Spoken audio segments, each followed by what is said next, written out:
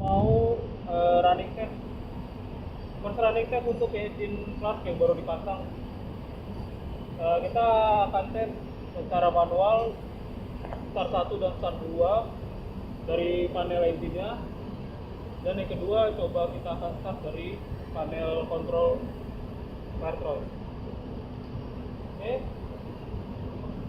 on, manual run. Kita tes starter 1.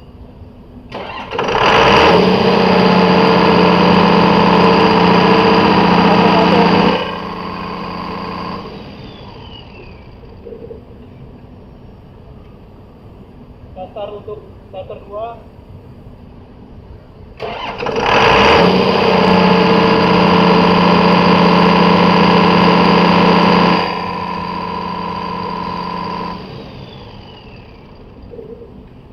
Sekarang kita tes dari panel fire throttle.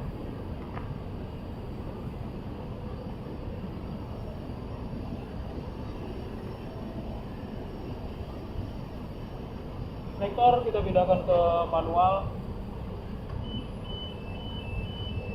Setelah itu kita crank untuk crank 1 atau starter 1.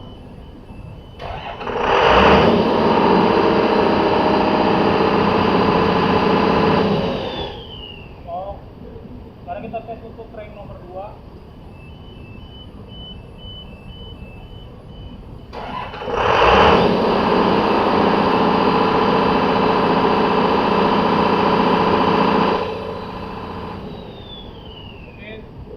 Untuk start manual melalui panel engine dan melalui panel fire throttle bisa dijalankan.